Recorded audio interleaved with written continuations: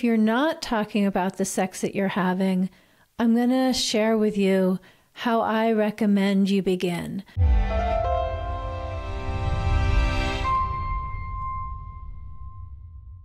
Because there are so many ways to start this conversation and conduct this conversation, which do not actually accomplish the goal of having the best sex you can for the rest of your life.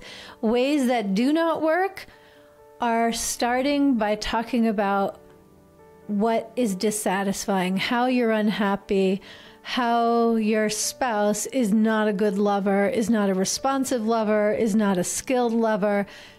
All of that may be true, and it's important for you to get clear about it in your own mind, because in order to have a good conversation about the sex that you're having, you want to be clear with yourself what your experience is.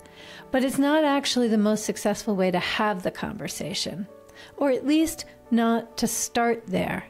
You want to create a context which makes it explicit for both of you that you want to move forward to having better sex together. And one of the very best ways to do that is to start by talking about positive memories, good times you've had, whether it's something, and it doesn't even need to be the whole encounter, but some aspect of it. So whether it's what happened last night or this morning, or it's something you haven't experienced in 10 years, it doesn't matter. Starting with something that brings you both to moments of feeling good together sensually is a really good way to start. And honestly, for many couples, that's already like too outside the box, too weird in your own marital culture. So if the culture of your marriage is one where these topics just don't come up at all, then I recommend that you start in the following way. You can begin by talking about aspects of your relationship that really are successful. Maybe you love how you parent together, or the way you make financial decisions, or the way you mutually support one another in your careers, or the way you have really clear division of labor and so everything gets done because either it's your responsibility or their responsibility. Or maybe you really love planning vacations together.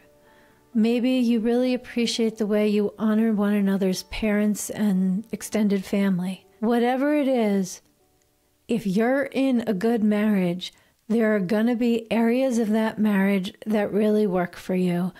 And you can begin by acknowledging them, sharing your appreciation, naming what works.